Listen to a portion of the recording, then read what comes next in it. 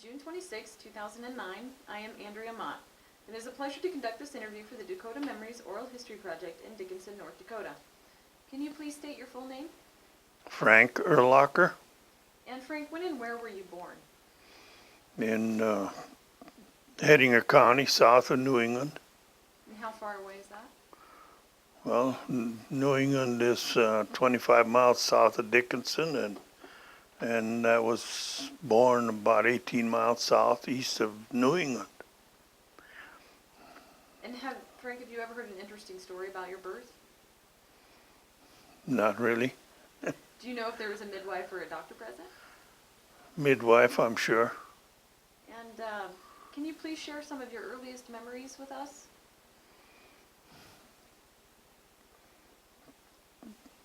About when you were a child, what is the earliest thing that you can remember? well, I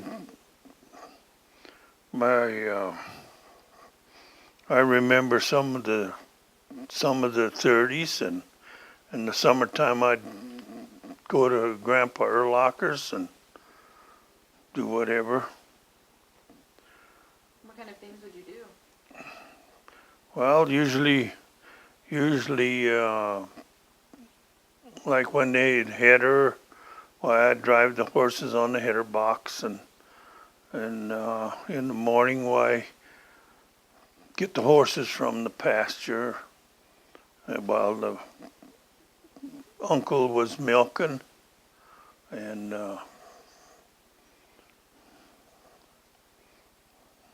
well, whatever, gather the eggs, feed the chickens, whatever like that. Just what any little kid could do, you know. I was about 7 years old then, and when we'd haul hay, why, I'd most of the time be in the hay rack and pack it down and stuff like that. Now, were those the only chores you had? Well, pretty much. Oh, sometimes you give the pigs water or throw some corn cobs over the fence for the pigs and stuff like that. Did you ever help out inside? Inside, no. And did you have a favorite chore? Or a least favorite chore? Well, the least favorite chore, I think, was picking up cow pies for the burn in the cook stove. What was that like? Can you kind of describe that for us? Well, you take the little wagon there and go out in the back where the cows spend the night and pick up dry cow pies and bring them in, put them in the woodshed there, so that when Grandma needed some fast heat, why, and she'd put some of these dry wood chips in the cook stove and fire them up. And what did that smell like? I don't know if it smelled. There's dry wood chips, you know. And when you did that, why, you pretty soon learned not to pick up the soft ones. Did you make that mistake? Oh, yes. Yeah, they'd be dry on the top, and underneath, why, they'd be gooey. Yeah. And you weren't wearing gloves, were you? No. A lot of times no shoes either. Yeah. You'd have an occasional accident with the cow patties then. Oh, yes. And Frank, can you describe the farmstead that you grew up on? Well, all that was there was really the granary and the outhouse and the house and the barn, and maybe a little shed for the tools or whatever, but nothing real big, no. That was basically the farmstead. And where was the closest town? New England. And that was 18 miles south and 2 east from New England to where we lived. And growing up on the farm, did you ever experience isolation? How do you mean isolation? That You just felt like you never were get alone? no place.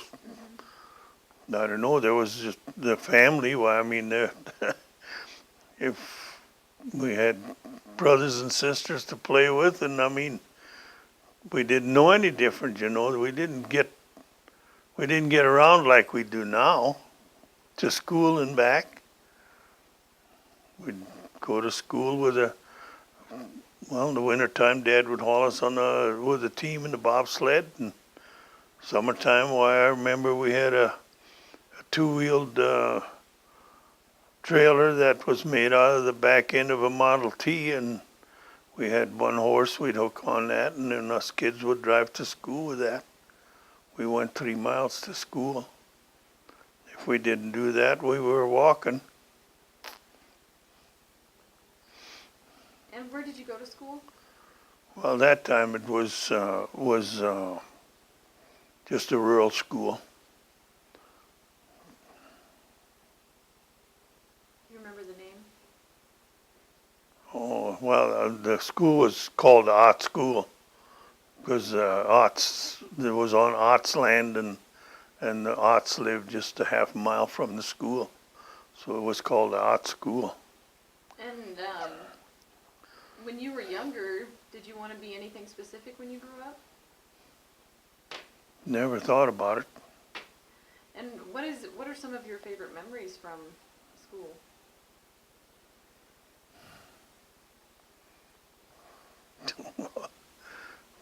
I don't know. I really, What kind of activities would you play?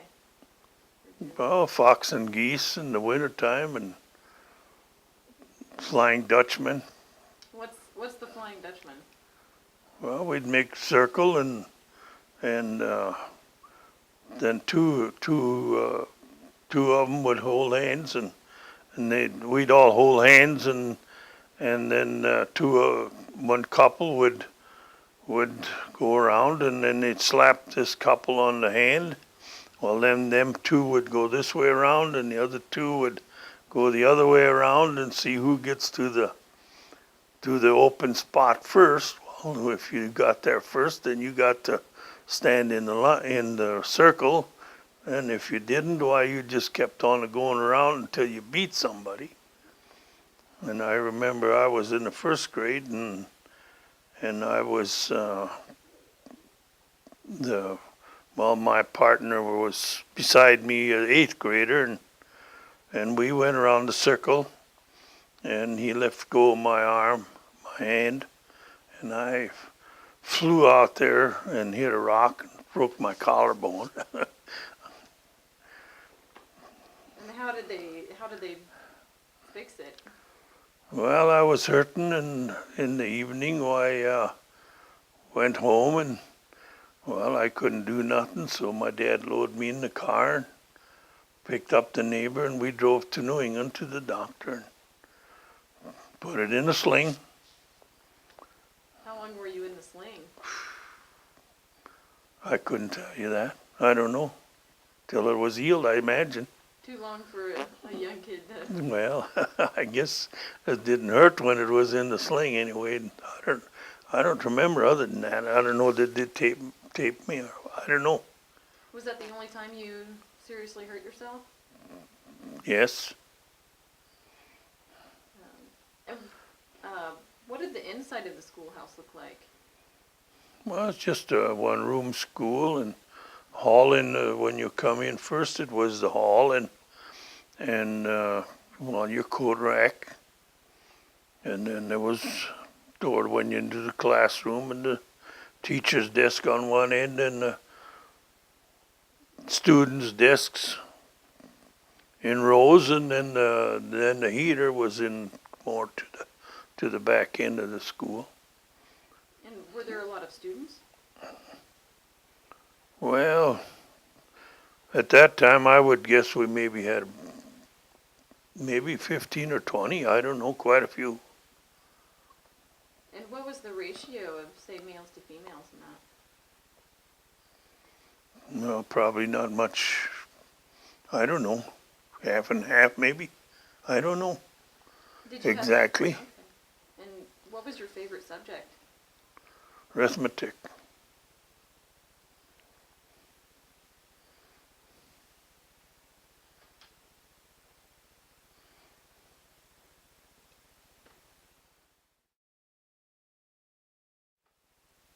Now, Frank, we were talking about what it was like going to school in the one-room schoolhouse, and you were telling us that math was your favorite subject. Who did you usually play with? Everybody. And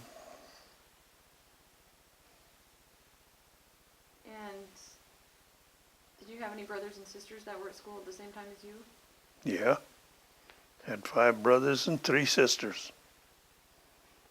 But I mean, they weren't all at school at that time because I was the 3rd from the oldest. So when I started, why, that was it. One brother and 1 sister. And did you grow up speaking German at home? We spoke German all the time. At home, it was all the time. In fact, when we got married first, why, we talked German all the time. And our oldest daughter was 5 years old. She knew German just as well as anybody. My grandpa, when we'd go visit Grandpa Urlacher, why, that was his pride and joy because he could visit with this little girl in German. Grandma couldn't talk English hardly at all. And Grandpa did, but not much. But I mean, Sandra was our oldest daughter, and I mean, he could visit with her, and he was just tickled to death when we'd come and he could visit with that 5-year-old girl here. Then everybody, well, she's going to have trouble when she goes to school. She won't know English and all this stuff. But we started talking English more, and when school started, why, she knew English just as well as we did. Never had no problem. And was that a problem when you started going to school, the speaking German to English? Well, I guess I don't remember that it was. But I mean, it was, at home it was German. But I say, I don't know, I don't remember that we had a problem with speaking English.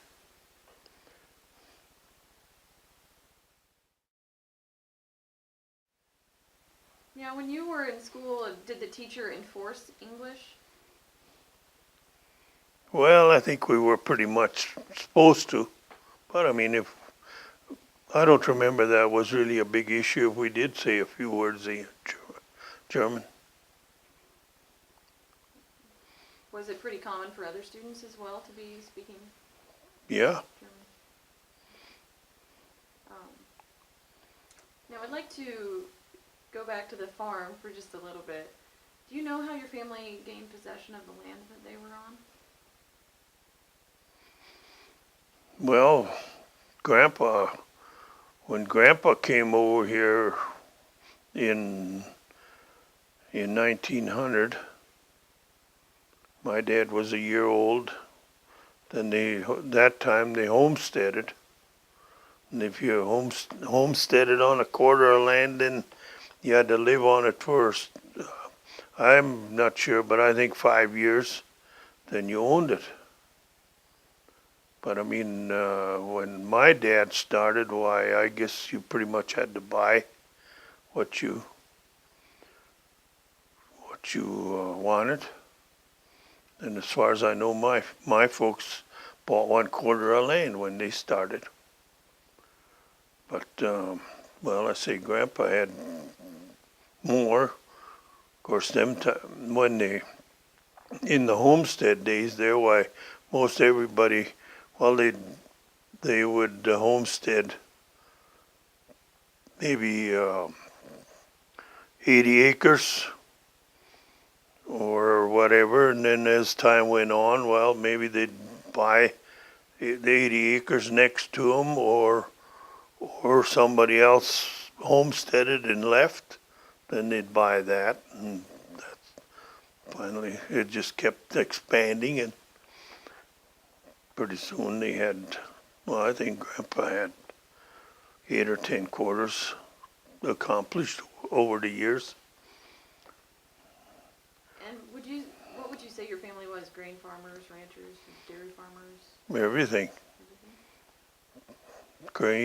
Grain and chickens and pigs and a few cows to milk and a few they'd have the calves sucking on and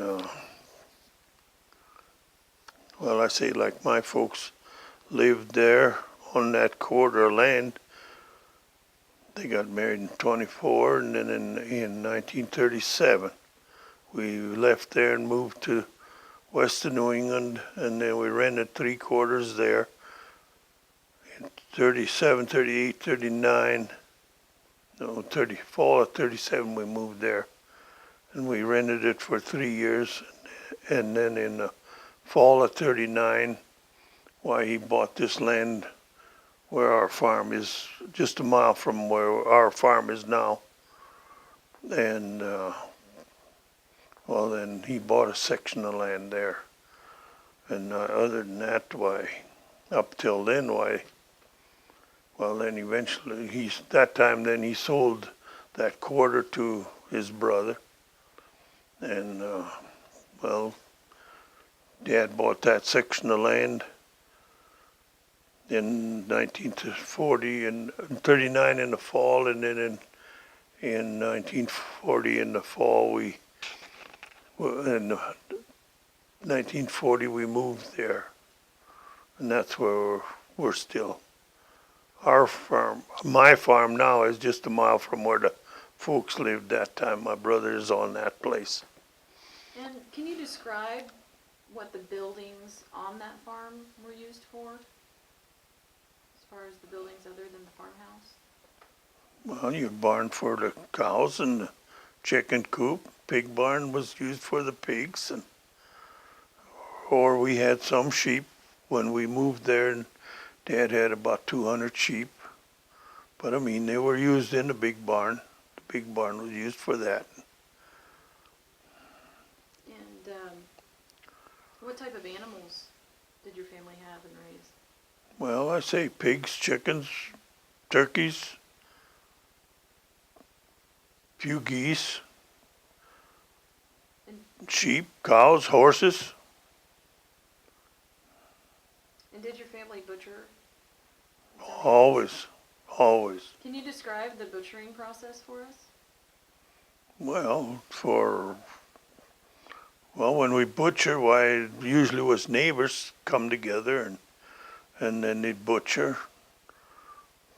I don't know, they'd kill the pigs and scald them in a trough with hot water and take the hair off and hang them up, take the guts out, and then the ladies would clean the intestines for sausage and well, you'd grind up the meat, cut it up, grind it up.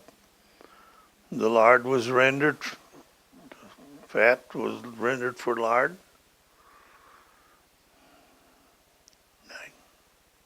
And what kind of sausage would your family Well, you'd make what you call now regular country style and liver sausage, head cheese, and blood sausage we made.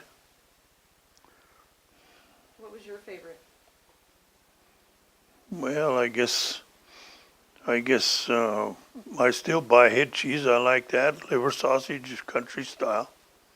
I mean, I don't know if there's a favorite. You just, that time while you ate what was put in front of you, I put it that way. And what about the cattle? Did you butcher any of those as well as the pigs? Well, we didn't, I don't remember that not way back, but later in the 40s we'd butcher, fatten a steer and butchered, cut it up and freeze it, or after we had a freezer. No, before that, my Ma would can a lot of it. And what kind of items would your mother can?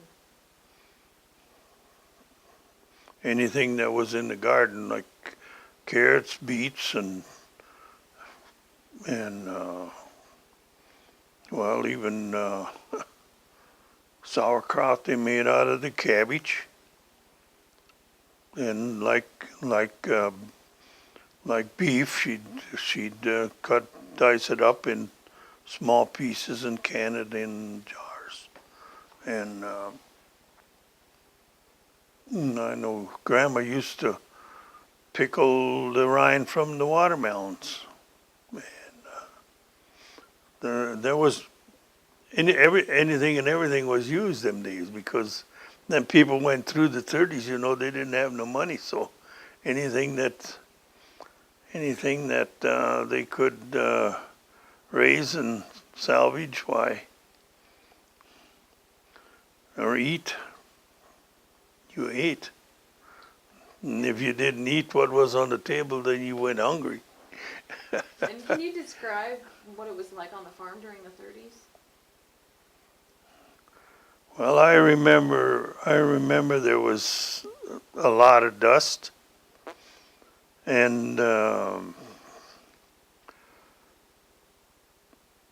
thistles was Russian thistles. That was about the only thing that grew, and we'd cut them, feed the cows, and what little straw they had, and well, grass there wasn't any.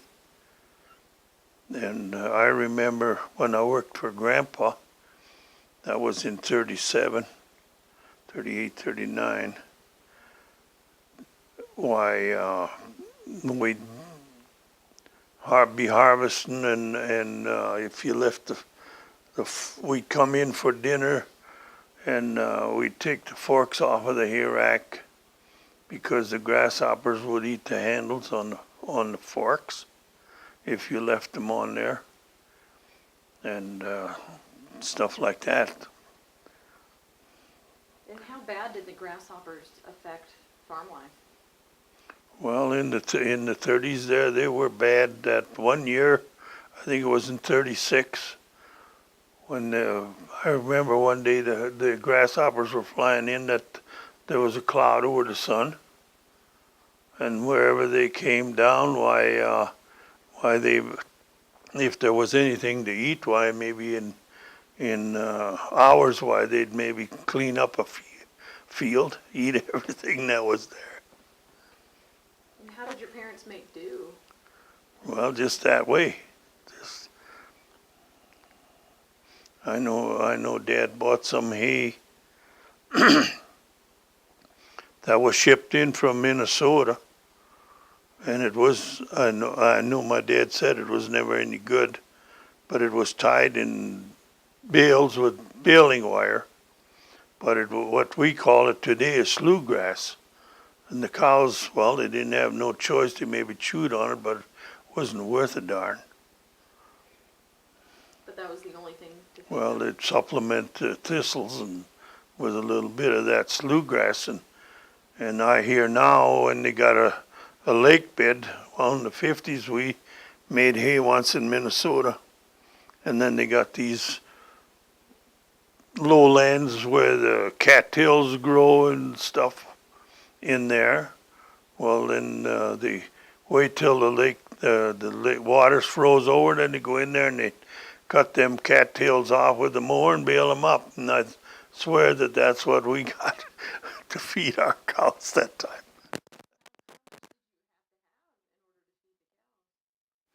Well, we didn't have many cows, maybe 7 or 8 cows, didn't have many cows.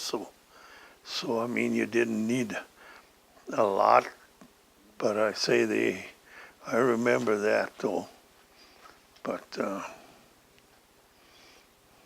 And what about the dust? You said there was a lot of it. How did that affect the the dust, farm? well, I can take you out to the farm now and show you some where the fields blew, that the fences were covered. The thistles would blow up against the fence, and then that would stop the soil from, when it blew, and it would as much as cover these fences up.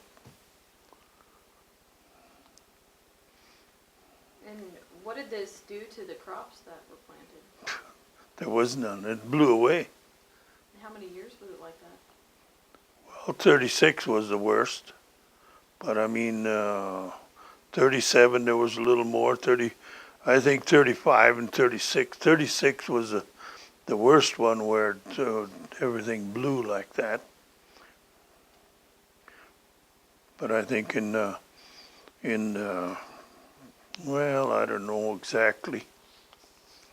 But all they really talked about was 36 mainly. In 37 we moved out of there and we moved west to New England. We had a little crop. And 38 was better. And 39 wasn't too bad. I think one year we had quite a bit of rust, where the wheat didn't yield a lot. But then when we moved where we are now, it started to rain and it was wartime. The price was up. Then I remember in 42, Dad sold wheat for $2.50 a bushel, and I say it rained, and we raised 40 bushel wheat there. And, well, I say all they had to do is we'd take the disc and drill and go out and seed it in, and it grew. It rained. The ground was fertile from not growing nothing over the 30s, you might say. So I say in the 40s, things were pretty prosperous during the war years. Farmers had raised pretty good crops and got good price for them, being the World War II was on, and when the war was over and they could start buying, well, these farmers had some money accumulated already then, and from then on things got a little more modern, you know. And how did the outbreak of World War II affect farm life? Well, I say you couldn't buy nothing as far as machinery goes, well, I say Dad bought a new tractor in '39 in the fall. Well, no, in '39 in the spring he used it. It was used. That tractor was used very little. But anyway, he bought that in '39. But I say in the '40s, when the war was, you couldn't buy nothing. I know. After the war, even then, Dad ordered a new car from town. He had Sachs Motor down here in '48. Anyway, he put the order in. I don't know, way ahead of time, bought this car. Well, then when in '48, that car came. Well, that was his car. But I mean, after that, there was a lot of cars that were brought in from other states that everybody had some money, so they where Dad paid $1,200 for that '48 Chevy car, and these people were paying like $2,800 for a car that had 25 or 30,000 miles on.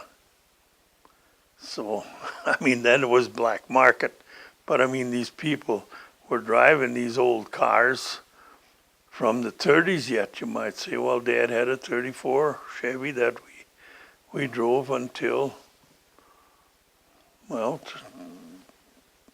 I guess he did buy a used Buick in the '40s there, and then in '48 he bought that first new car. And what was his first car at all? Way first, Model T. First he had a Model T, and then he bought a Model A. And then after that, well, I know he bought a Essex, they called it. That was a car that he had a lot of problems with. Anyway, then he bought a '34 Chevy, and we drove that until in the '40s. 41 or 42, he bought a Ford. a used one. And then, well, after that, after he got that new car, well, then things started going a little better. And and speaking of machinery and cars and such, what kind of farm equipment did you have at that time? Well, Dad had bought the U Minneapolis in '39, and then I'm thinking 41 or 42, went to an auction sale and bought a B John Deere. And then that we used for mowing hay. Then during the war, he put in his name for a new mower. And I guess that was like in 44 already when we finally got that mower. And then I think in 45 was the first time we used that power mower then to cut hay with. Otherwise, we used the horses to mow hay with a 5-foot sickle mower. And how long were the horses still being used on the farm? Well, for the main field work, why we have I guess we didn't do a lot of farming with the horses no more in the, well, I guess up until 1940 pretty much they were used for something. But the horses now, we use the horses to cultivate corn, and you planted corn and then mowed hay, raked hay, hauled hay. We did that.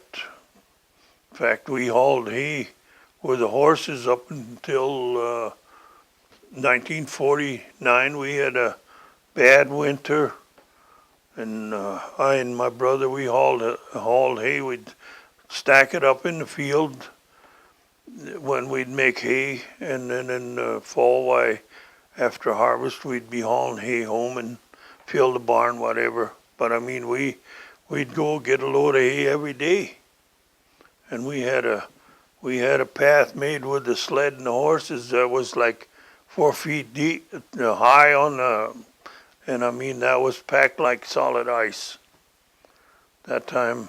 And I know the Army came through in '49. The roads were blocked, and well, these guys come in from wherever down south. But anyway, we drove the kids to school with the horses all the time, and well, then we got more snow, but I mean, we always drove with the horses to school, and we hauled hay from the field every day. Anyway, when the Army came through with the snow, these big cats plowed the roads open. By they plowed. They were just a mile south from us in the evening, and they plowed all night to get to our place. And well, the roads were blocked. Nobody could come to relieve these guys, so they came, and Ma fixed breakfast for them, and they slept on the living room floor then. And that one guy, I remember, he said, "Boy," he said, "that stuff from this year," he said, "isn't too bad. But that from last year, that was on the bottom. Boy, that was hard stuff." But I guess he was from down south. He thought we had snow from one year to the next. But the hard stuff that he was talking about was what we had packed down with the horses and the sled hauling the kids to school. Anyway, he didn't know any different. But I say, well, they asked if we needed some plow to the haystack. No, we had a sled path packed down to the haystack that the sled runners rattled on the ice. It was packed solid. We didn't need no plowing to the haystack. But I say it was kind of comical that that he thought that bottom stuff there from last year, that was a son of a gun, he said. Was it dangerous at all? No. No, well, I say if you drove on it every day, it just kept packing, and every time it snowed, it just packed more. And I mean, you'd have a layer there, wherever. Was the ice a problem? No. And then they plowed that road open, coming in from the south, and in the morning everybody was getting low on coal and stuff. I took the truck, and I and the neighbor, we went 4 miles south to the Bomber Club Road, and then we went to the 22, and we came to Dickinson, got 2 loads of coal. We went home that evening, and on the way home, we were plowing, the truck box was like this, 4 feet high, and we were already plowing loose snow where it was blowing that day, as high as that truck box. It had drifted in that much during the day. And then I come home with the load. We had chains on the truck, dual chains, and it was already dark when I got home. And then we unloaded. The boys unloaded my brothers unloaded the coal for the neighbor that load, and then the snow plows, the Army went from our place, they went 7 miles straight west to the highway. And next morning I got up and took the truck, and they just got to the highway when I got there. And I drove in and got another load of coal and went home this way. And after that, the folks went and got groceries and whatever. And I say after that it blew in, and we were stuck then for, I don't remember. They delivered the mail with an airplane once a week, fly over and drop a package down in the yard. They'd call out that they're going to bring the mail, and we'd watch, and when he'd fly over and drop the package down, and we'd go and pick up the mail. Then we'd unpack it and get on the saddle horse and take it over to the neighbor over here, the neighbor over there, whatever. So it was for more than one family.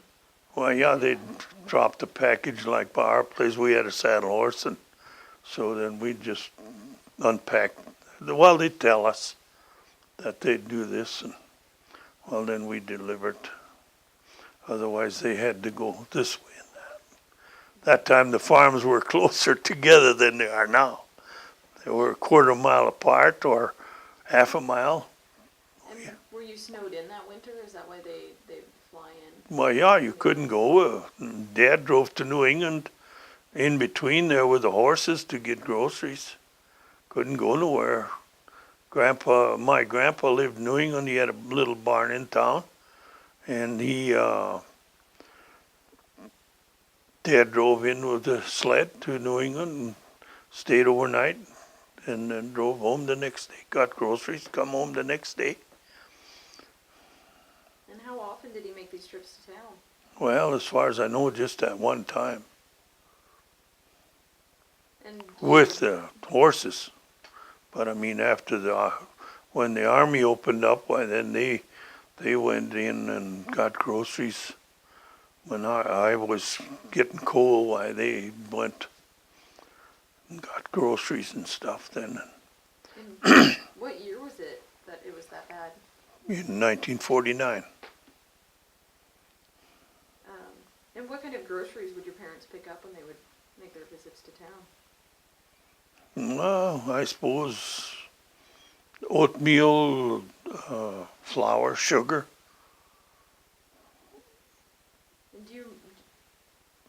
I don't know otherwise. I mean, cereal maybe. I don't know.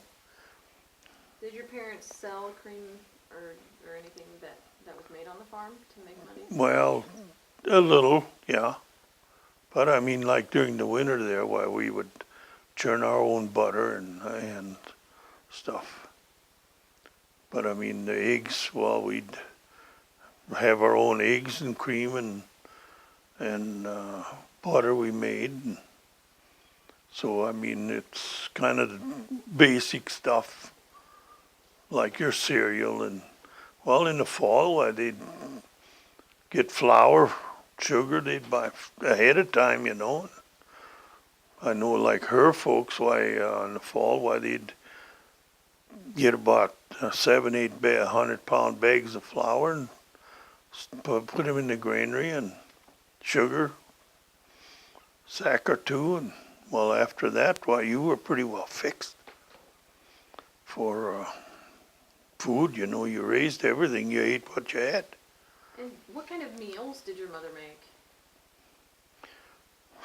Meat, potatoes, and, well, eggs, fry bread. When she baked bread, but we call them today, they call them farmer's hats. We ate that a lot. And what was your favorite meal that she would make? Well, I don't think there was such a thing as a favorite meal. They made soup, and you had your chicken to mix soup with, and vegetables they canned in the summer. They make vegetable soup in the wintertime or in the summer, whenever. And they had their meat and eggs and cream. Well, I remember later in the 40s there why we'd sell cream, but other than that, I don't remember. We always milked some cows. I suppose there was some cream to sell, but not really a lot. Maybe a can, 8-gallon can. I remember when Dad bought that new car in '48. Well, they had to have a trunk that would hold a cream can. That was a big thing. They have room for 8-gallon cream can in the trunk, so they could haul their cream to town. And how often did they take the cream into town? Well, I don't know. Probably once a week. I don't know. As long as, well, it was kept in the root cellar, so I mean, it would keep pretty good, I guess. And where was the root cellar at your house in relation? Well, my folks had a root cellar right directly beside the house. Is that the only way that they would keep food cold? Basically, yes. Grandpa Urlacher had a root cellar. And,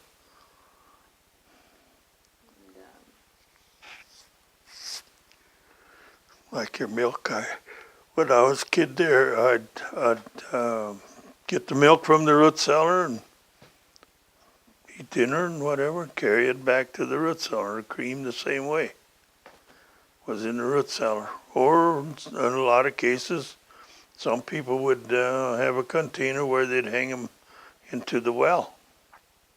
Did your Keep family ever it do cool. No, not that I remember. that? And what would your family do when visitors would come over? Was there a specific way that you would treat them, or what was customary at your house? Well, I don't know. Up until the 40s, I don't remember that they did a lot except visit. Because, I mean, them days, you know, when they went visiting, you didn't get together every day or every week or talk on the phone 10 times a day like they do today. Now they can't even go get groceries without having the phone on the ear. And when did your family get, say, electricity in their home? No, in 1948.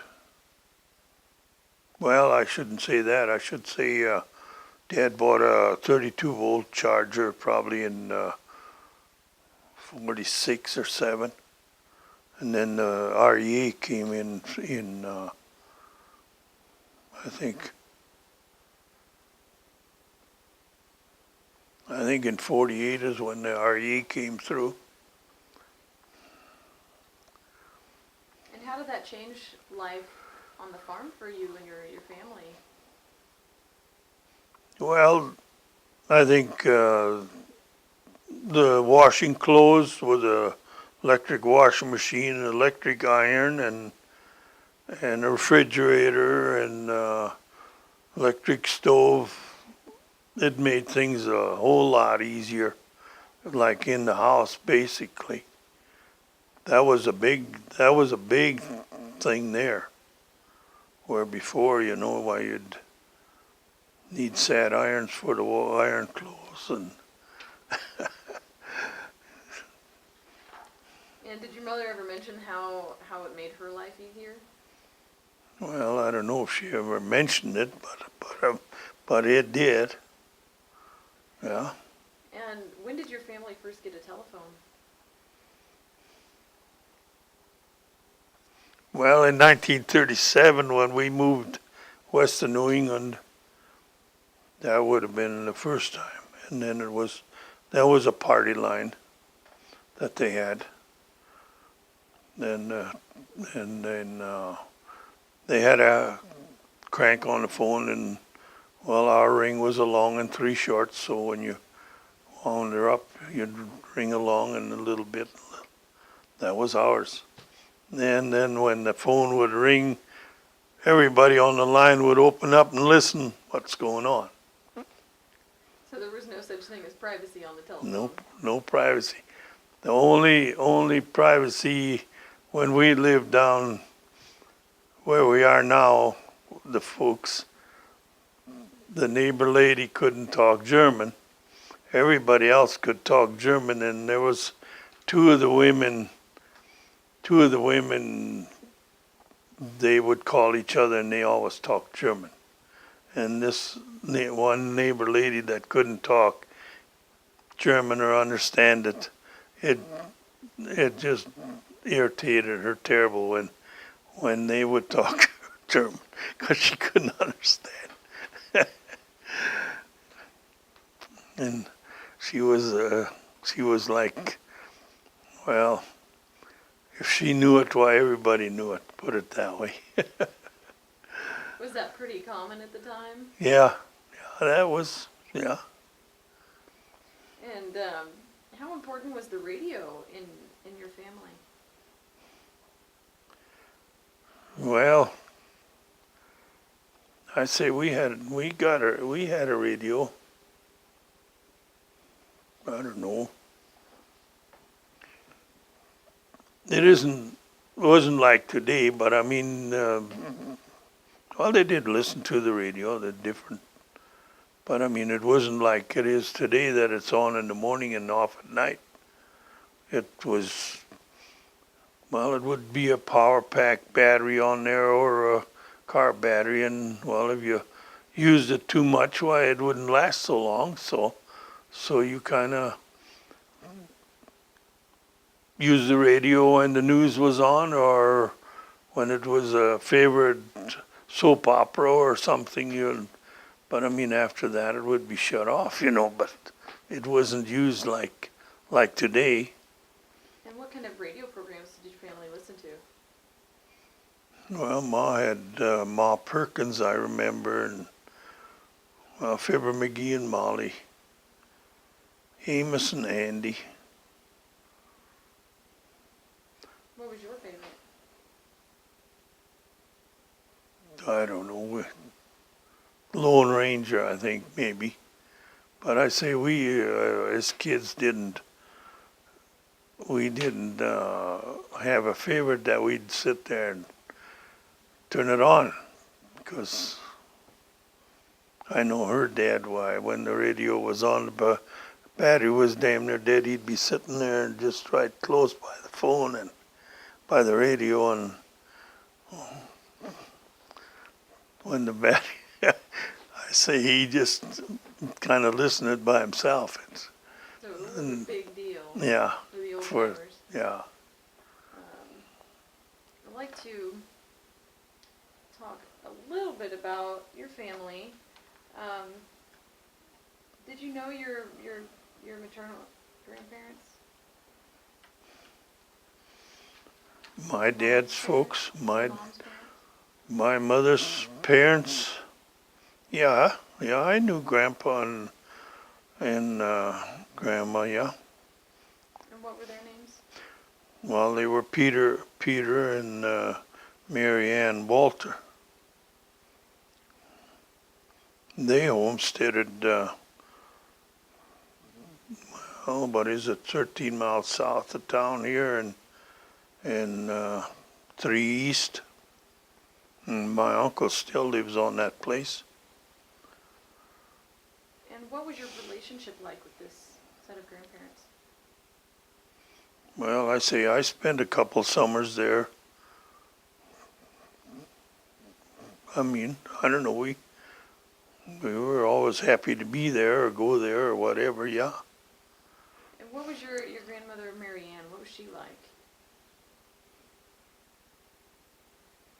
Well, I don't know. She was grandma. I mean, I don't know. Is there anything distinct about her that you remember? Not really. No cooking or what any? Nothing really out of the ordinary, no. And what about your grandpa?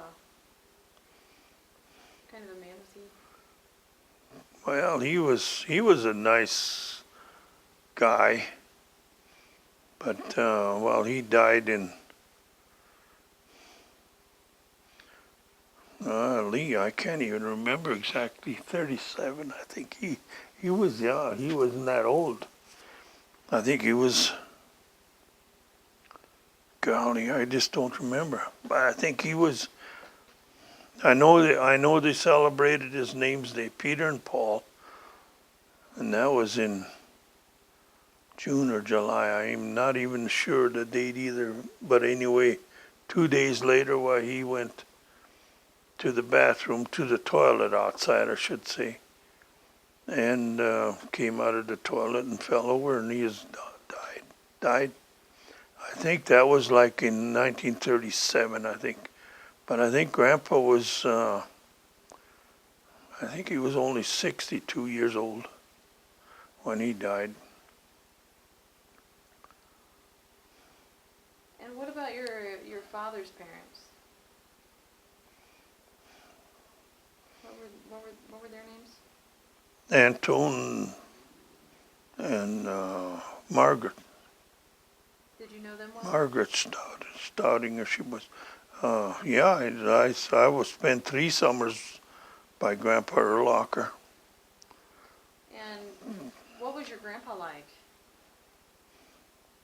Well, he was I don't know, he was all right, I guess. He was fine with me as far as I'm concerned. I mean, always got along fine, but he was a working man, put it that way, yeah. And Grandma too, as far as that goes. And I know when I was there, why, well, he had land 5 miles from home. In the morning, why, when we'd harvest, why we'd hook up the horses and drive out to the field, and we'd fill up a barrel and put it on the buggy for the horses at noon. Put a tarp over the top of the barrel and a wash tub on, and so we watered the horses at noon, and we'd go 5 miles, and then we'd harvest, and then in the evening, why, we'd come home. Well, you'd drive till damn near dark, then we'd come home in the dark, and put the horses in the barn and go eat and eat supper, and after supper go back and let the horses out. I'd have to go feed the dog, and I know I'd be so tired it'd be 10, 11 o'clock. I'd be sleeping in the Davenport in the back room, and well, Grandma'd call me to take the dog food out, take the stuff out to the dog. The next morning, well, I wasn't ready to get up. Grandma would call me, she'd go and get water, then I would be sleeping. She'd come back in, I'd be sleeping yet again. But I say I was just a kid, but I mean, then, well, I'd have to get up, go, go walk out in the pasture and bring the horses home. Usually take a little gallon can with a little grain in and catch one of the horses, put the bridle on and get on, and then bring the other horses home. But I mean, some long hours.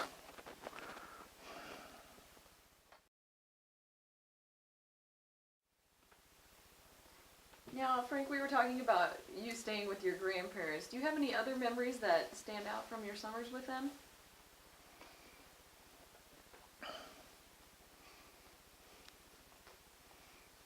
I remember one time when we were heading out there 5 miles from home. We come home in the evening, and well, we'd have two horses hooked on the buggy and then two on the side on the front. And then we had four horses we were leading behind the buggy. And Uncle George was sitting in the back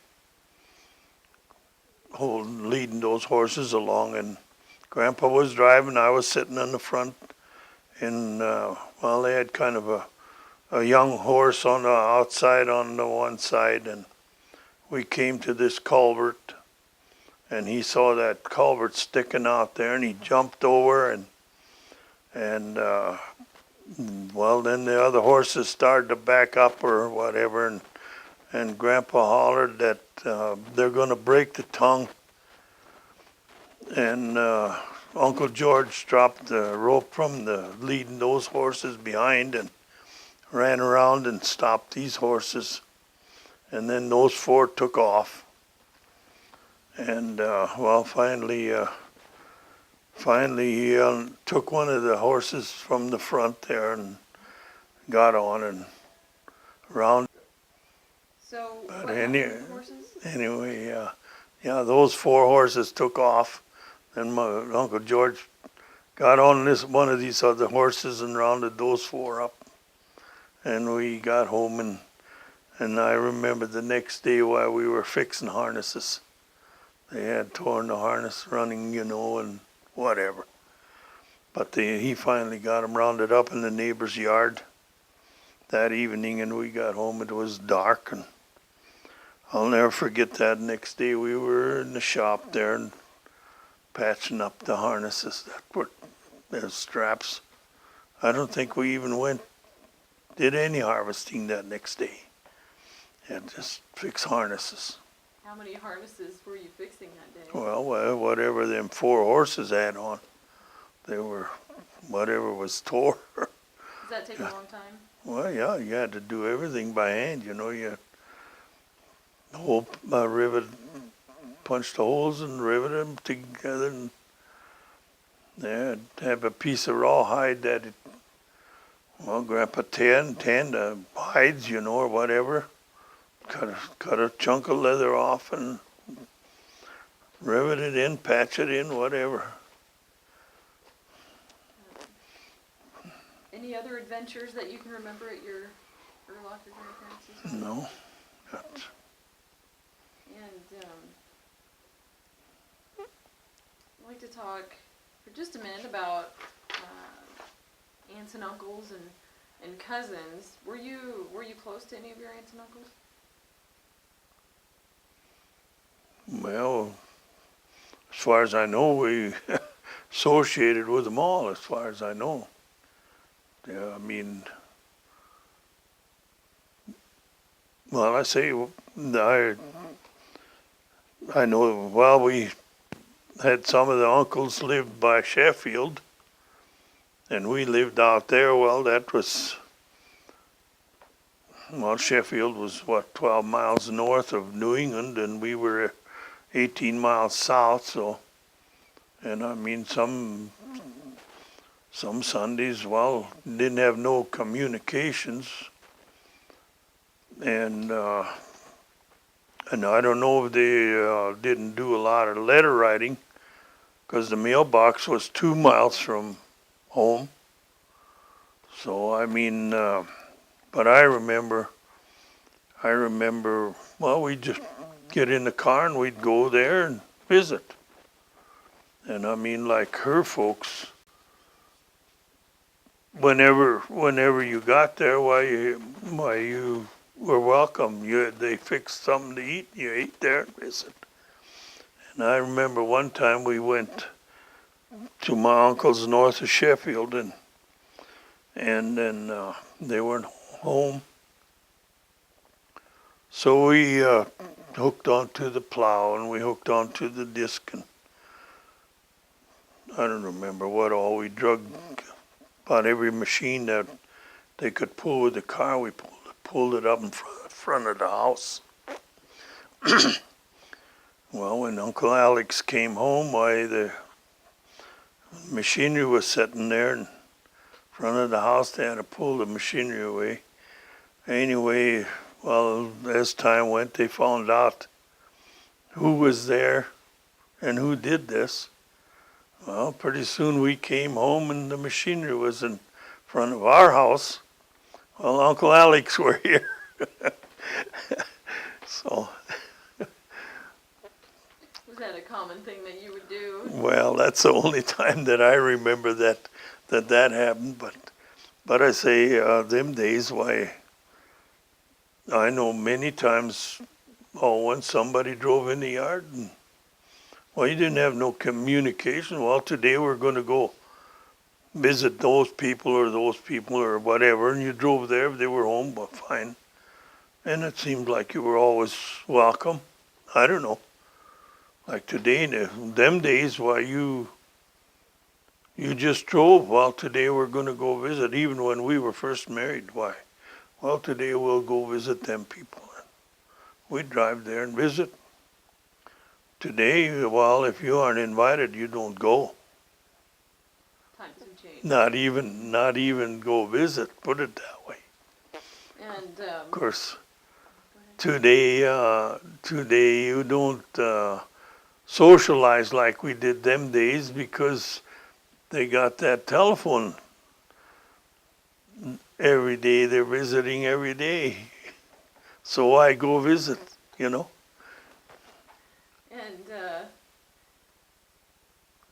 what about your cousins? Were you close to them growing up? Well, yeah, sure. Did you have a favorite cousin? Well, I don't know. Can't say that I really would pick one or the other out, no. Would you see them as often as you would see your aunts and uncles then? Well, whenever we went there, and I suppose those that were closer by, you'd visit more or whatever, but I mean, it just depends on that way. And what were large family gatherings like? Well,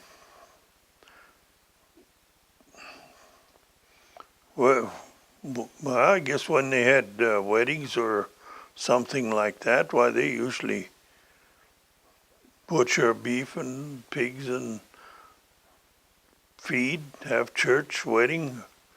And I remember some of my uncles when they got married, they danced in the granary or in the barn upstairs. A few times I remember they danced in the barn upstairs, and otherwise, why, I don't know, just general socializing, I guess. I don't know. Would the kids play games? Well, we would, when we were together, yeah, we'd play tag or hide and seek, or in the wintertime, fox and geese and stuff like that. Always find something to entertain us so that we were never bored, put it that way.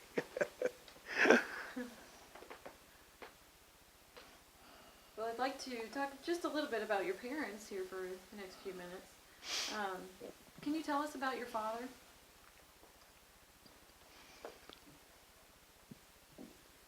What was his name? Wilhelm.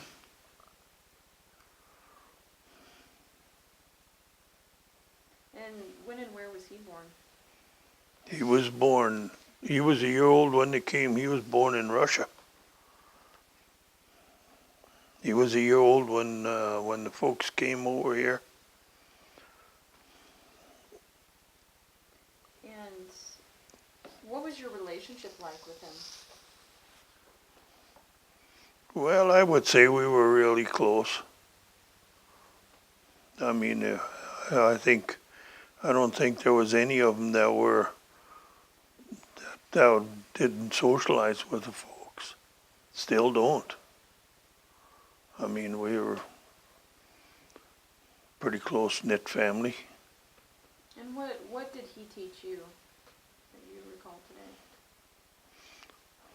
today? Well,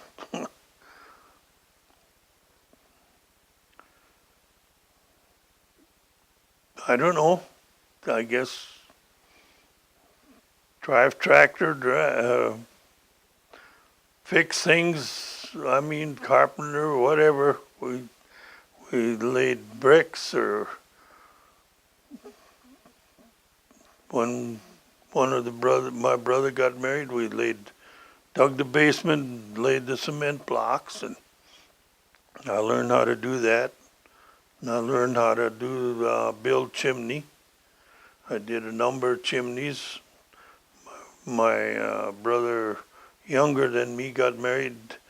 He lived in Bismarck. We went down there and built a basement for him. I and Dad and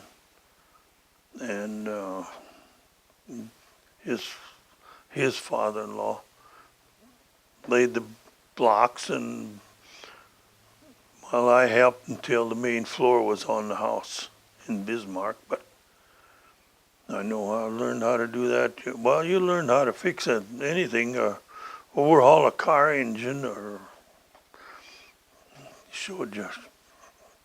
I remember the last one that I remember that we overhauled was a 1954 Chevy pickup engine. And we welded, we plumbed, we wired. When we got married, we did all the wiring in the barn and the house, and plumbing, same thing. And I mean, you just did. Today you can't do that no more. So you would say that he taught you how to Do about anything and everything, yes. And was he always a farmer? Always, till he retired. Yep. And do you know how your father coped through the difficult times? I don't know. The difficult times were probably in the 30s. And I mean, I was smaller then. I don't know, but. And how did your father express his emotions, which is anger or love? Well, anger. Well, I mean, if we did something wrong, we got it low enough and hard enough that we'd remember it. And if we did something wrong in school, we hoped that he didn't find out, because we'd get her again at home. So, I mean, we pretty well were behaved that way as far as that goes. But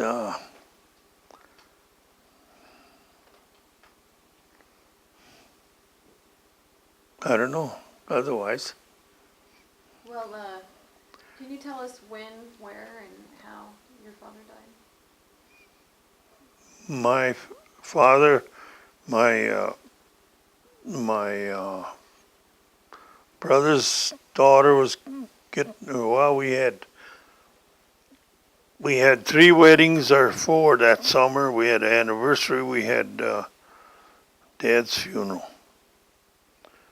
But anyway, we had 3 weddings. My brother got married. He lost his wife in Billings that summer.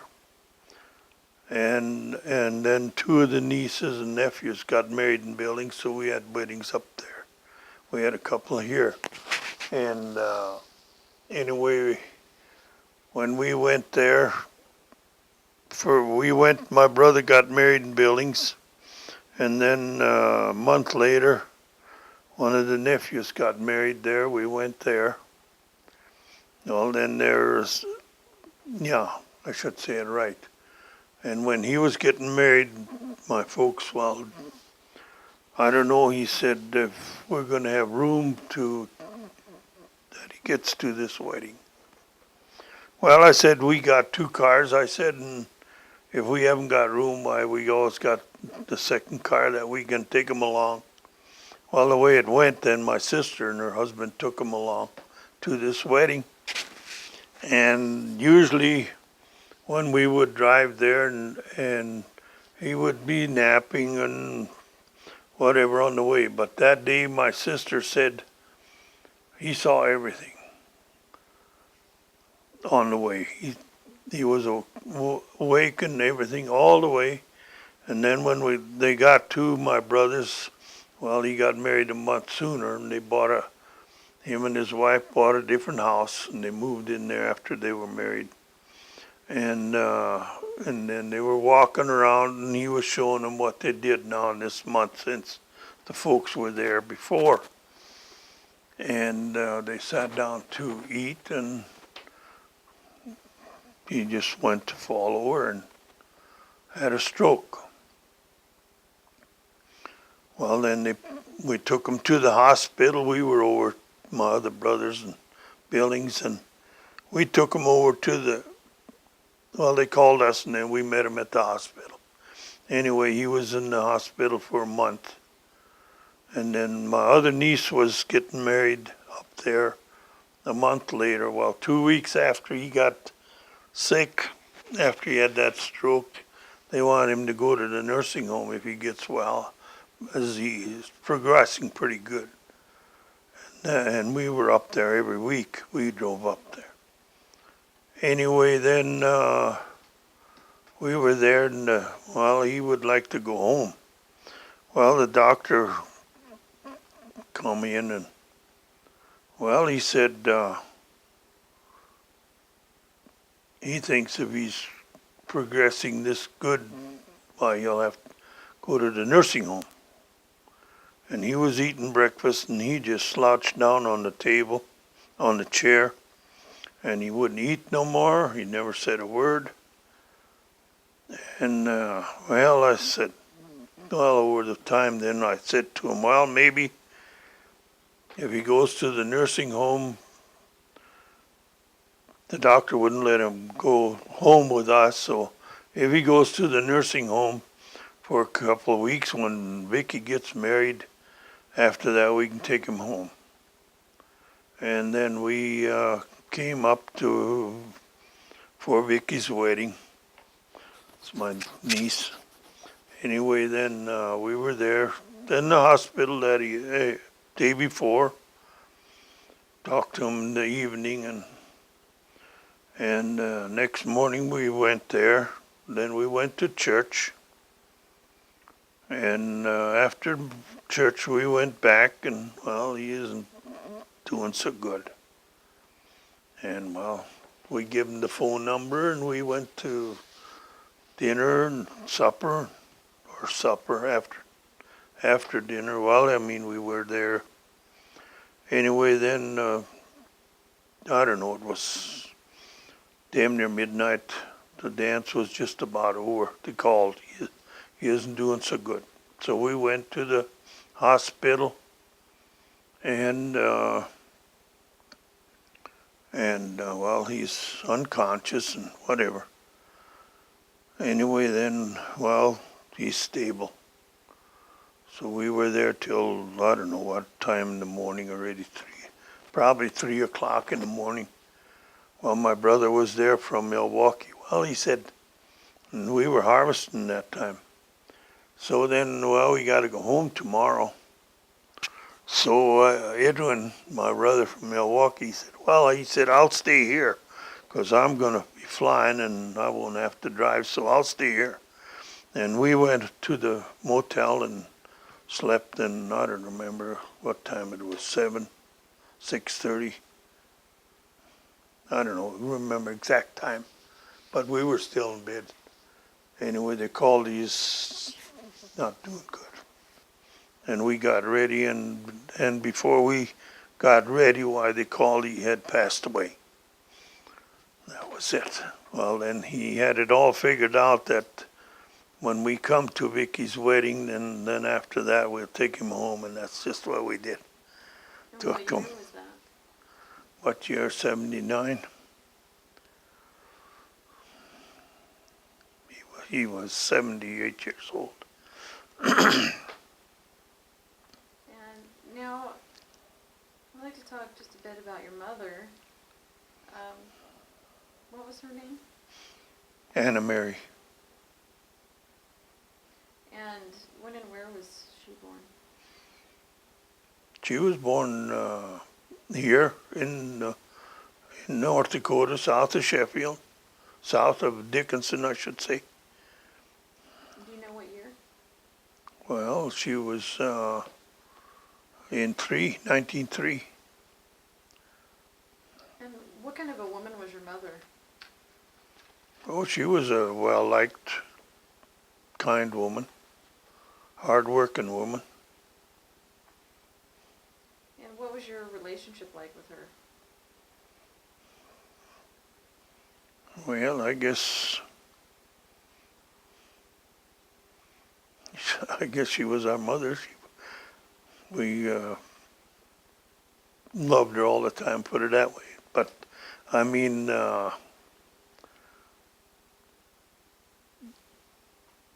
as far as hugging and kissing and all this stuff, we didn't. I don't remember of ever kissing my mother. That was, you didn't see that them days. That was kind of, you did that in the bedroom, kissed, you know. But I say that, but I mean, we liked her all the way. Didn't have no problems, whatever. She was good. But I say, as far as hugging and kissing and all this stuff, we never saw that. Never saw my folks hugging or kissing or nothing like that, period. Would you say they still had a good relationship? Yeah, absolutely. And how did your mother express her emotions, if not, outwardly, like the hugging and the kissing? What about when she was upset or angry? Well, I don't know. I know if we didn't behave, why we'd get a slap or whatever. I mean, them days, you didn't tell them to sit down. You got one before you knew how to behave. Put it that way. And I think that's a lot of problem today. And when, where, and how did your mother die? She was in a nursing home. She had Alzheimer's. She was in a nursing home at St. Luke's for 7 years, and just finally played out, had a heart attack and died. How old was she? 85. And what year was that? Let's see, 80. No, she was 80. I think maybe she was 86 and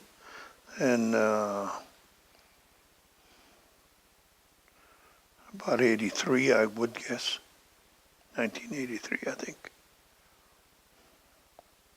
And how would your parents discipline you and your siblings when you were in trouble? Well, with a razor, kneel in the corner, but I mean, well, if we were told to behave, why, we knew what that was all about. And who was stricter, your mother or your father? Dad. But if we did something wrong and Dad give us heck or Ma'd give us heck, we didn't go to the other one to get pitied on. There wasn't such a thing. And who influenced your life more, your mother or your father? I think Dad. And why do you say that?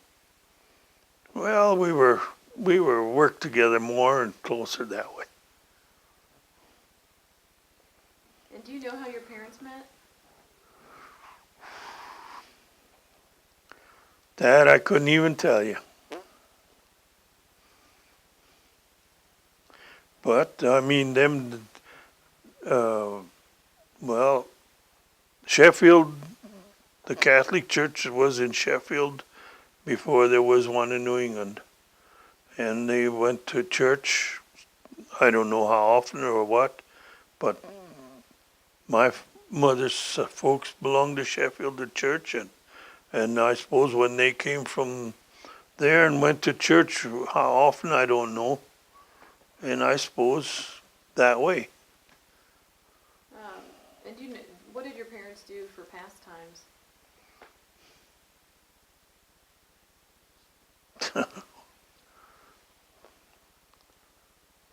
Well, in the later years, played cards. That was basically, Dad played a lot of pool, bowled, and Ma would play bingo, or when she had the ladies in, they'd play Keno, Pekino, or something with some pennies, or well, I don't know exactly.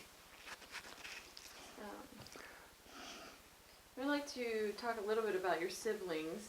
Can you tell me their names in the order they were born? My brothers and sisters? Mm-hmm. Well, Sally was the oldest. She's 84 now. Then Valentine was next.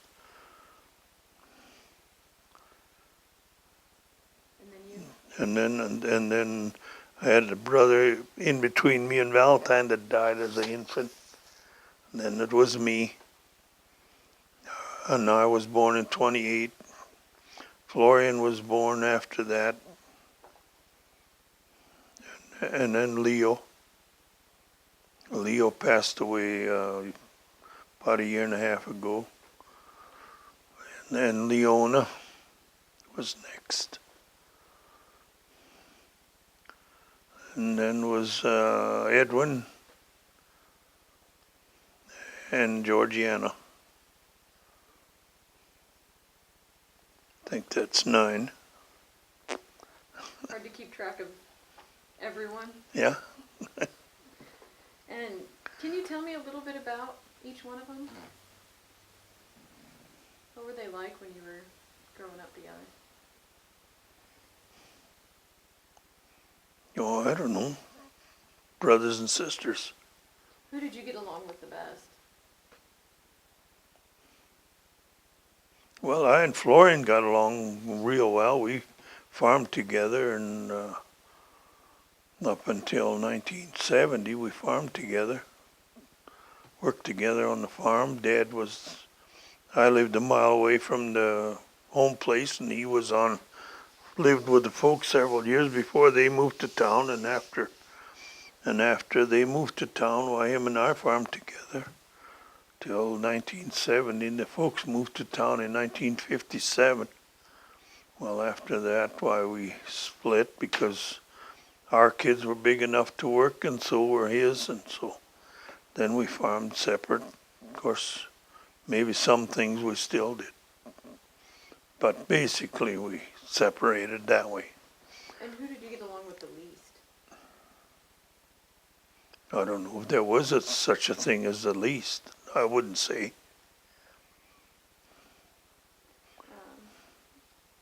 Do you have any interesting stories about growing up with that many brothers and sisters? What kind of things would you do together?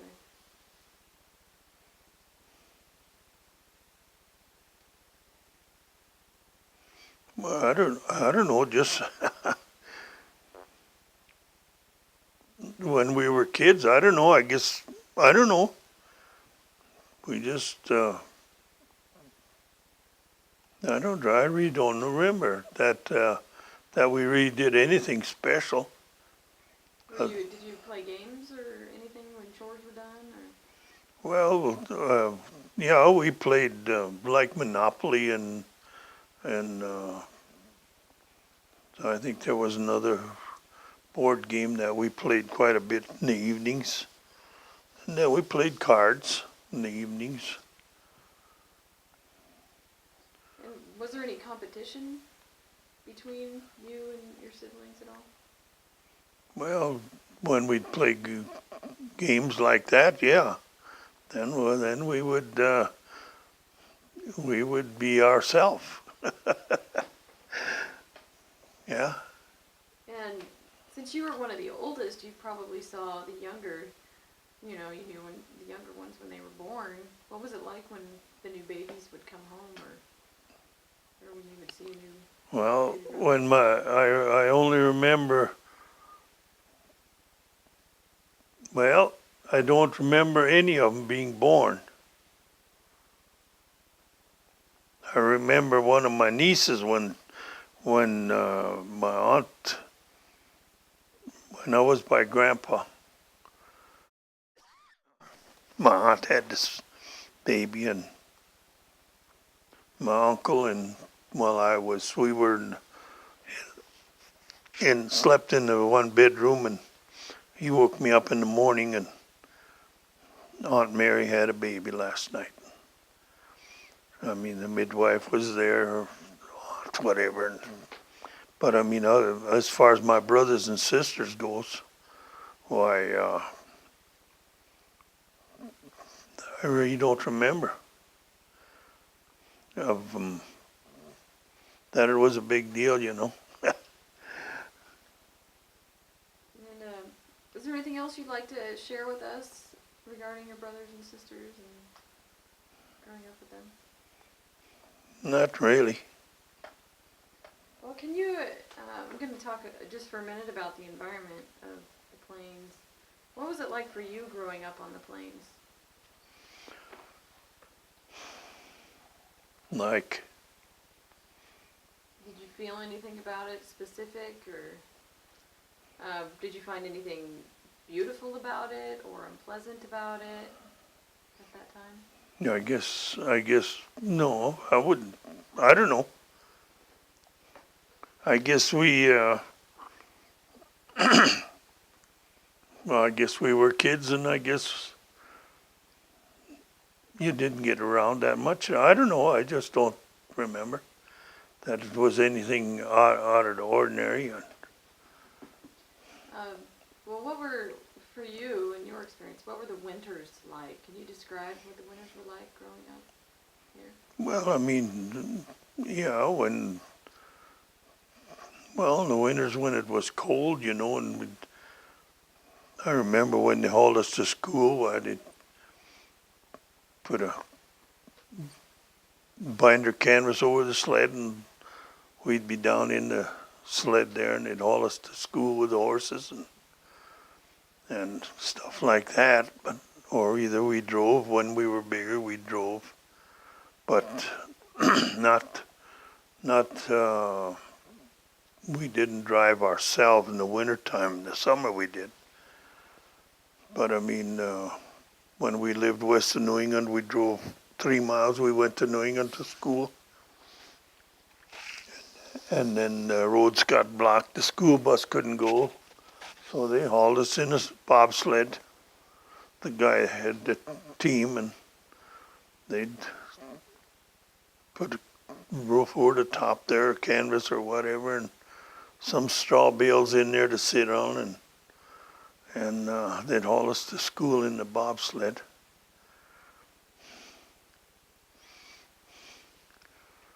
Was that an everyday thing? Every during those day. months? Every day until they could drive, yeah. And when the winter turned into spring, how would that change things for you? Well, then you went with a wagon, or usually they had a Model T converted into a trailer and pulled it with the horses then. Because if the roads weren't good enough for the school bus to go, why,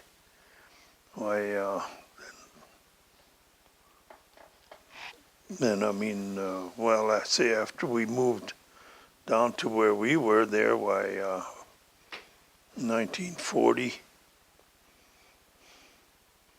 I was 12 years old then, we either rode horse or drove the horses to school and put them in the barn there, and in the evening we drove back home. That was the way we went until I was out of school, and after I was out of school, then we hauled the kids to school. Never went to high school, we just went. I had to go a year and a half to school. In the spring I would be helping thrash and seed. I didn't get enough days in so I could write my exams, so I had to go another half a year to get the days in so I could write exams. So I did that 7th and 8th grade in a year and a half each one. So you missed quite a bit of school then when the spring came and it was Well, yeah, on the farm? yeah, And was that pretty normal with other students at school as well? pretty much. So attendance go down considerably at that time? Well, actually, when we moved down to where we are now in 1940, there was us 5 kids and the neighbor girl. That was the school. And so was there school when there would only be one person? Well, if it was a real bad storm, why, we wouldn't have school. I mean, I think we only had 7 months school that time, even. And I mean, as time went on, why some other neighbors moved in and whatever, and then I think that school finally built up to about 16 kids there. But I say, when we first moved there, the school was closed. And we took 6 kids to open the school. We opened the school. And what was the summer like on the farm? Well, there's always something to do. If we didn't have something to do, why, we'd probably be picking rocks or something like that. Yeah. I don't know. And in the fall, how did things pick up on the farm? I don't know. After harvest, things were usually after harvest, and we'd have to get some coal hauled in and get some hay hauled into fill the barn, and usual chores was milk a few cows.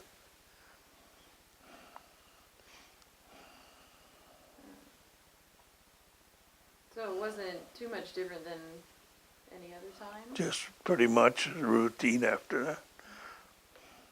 And in conclusion, can you tell us what your most stressful childhood experience was? Boy, I don't know if there was really a most stressful one. I really don't know. What about your happiest childhood memory?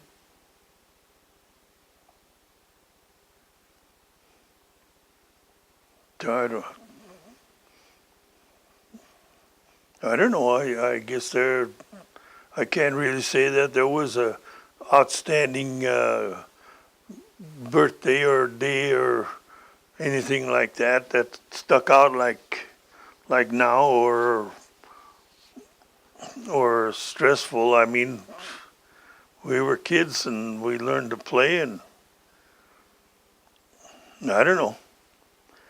It's plumb different than it was today. Way different. What was the most adventurous thing you did in your childhood? Well, maybe learn how to drive the tractor. Can you describe that a little bit for us? Well,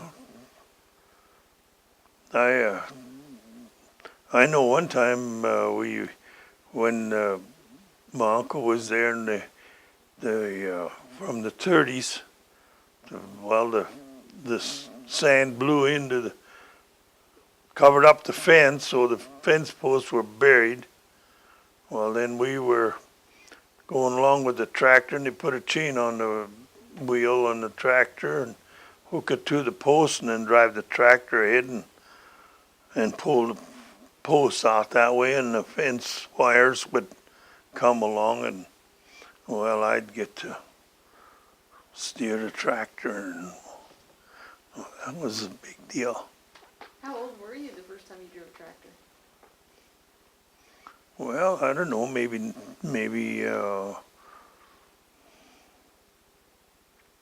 8, So quite young. quite young. And in 39, when Dad bought even when I was by Grandpa, he had a tractor, and then we'd do summer follow, and then duck foot that they had behind was like 10 foot. And then thistles would be too big that they would plug up in the shovels. Well, then the hired man, I would be driving the tractor, and the hired man was standing on the back there, and when the thistle would get stuck there, he'd step on it. Cleared out. And we worked summer fall like that, and I did that. Well, that was, and in 37, 38, well, I was 10 years old. 9 and 10 years old when we did that. And in 39, Dad bought that U Minneapolis. When I come home from school, I was out there in the field with him, doing whatever. And in 41 or 42, in them years, why, I remember my brother would help me fill the drill, and I would be seeding. And then I think about this a lot. Of course, I mean, them days, you didn't drive 6 miles an hour when you drove with a tractor. It was maybe like 4. You know, it didn't go that fast when this guy's behind here on the stepping the thistles out, you know. But and I remember one time when we were headering, the neighbors over there, they had the tractor on the header, and then all they had is a team there to pull the wagon to the stack when it was full. And I remember one time Grandpa mentioned, you know, we could take the tractor out, pull the header, then all we'd have to do is take 2 horses out there in the morning, and then just to pull the wagon over here to the stack. We wouldn't have to drag 8 horses out there every morning and night. And Grandma just about hit the ceiling. You're going to get such stupid thing in your head yet? To use the tractor, you know? And I would have drove the tractor. Didn't happen. Grandma wouldn't, and then it would cost some gas too, you know? Anyway, it didn't happen. And that was that? That was it, yeah. But I mean, and I remember when I was first seeding, Dad had a disc. It was a horse disc, but I mean, there was a lever on there that you put the lever back to put it in gear. And then in order to do that, I'd have to stand on the tractor hitch, on the platform on the tractor, and stand on the disc hitch, hold on to the seat here, and put that lever back while the tractor was going. And then if I got to a muddy spot or something, I'd have to do this and reach back there and pull that disc out of gear till we was through the mud hole. I reach back there and put it in gear again. And I guess that's the way it was. Well, I drove like 4.5 miles an hour, but I think about this so much today. What if I'd have slipped and fell off when I was putting that disc in gear or something? I was just a kid, you know. Well, 42. I was maybe 14 years old, 15. Well, today you wouldn't even think about putting a kid on a tractor and let him go in the field, put it that way. But it was that way. And I remember in 47, I was 19, I went to work. My brother came home from the army, and one of the friends needed a hired man, so I went to work. I went to work for him for 3 months and a week. And then one Saturday night we came to New England and Dad was there. And, boy, Frank, he said, you got to come home. He said, I've been on the tractor every day, all spring already. Well, he was 46 years old. I'm 81 now, and I did all the seeding except about 50 acres this spring. Times have changed. But that time, when the kids were big enough, Dad didn't do this stuff. He was the father. And I mean, in them early days, you know, everybody had a family, and that was their horsepower, you know. The kids had to have the family there to do this work. Otherwise, that's the way it worked. You bet. Now, Frank, can you tell us why you think it's important to tell your life story? Well, I don't know. Maybe somebody down the road will think it was hilarious. I remember how some of the things went. Yeah. What do you hope your children or grandchildren take from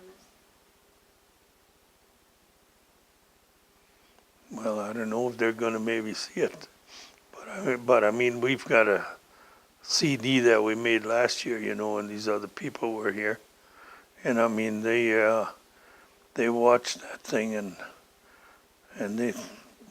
they learned a lot from there that they never knew or never heard before. Even our own kids said, well, gee, we didn't know this or that. So maybe it'll be some good.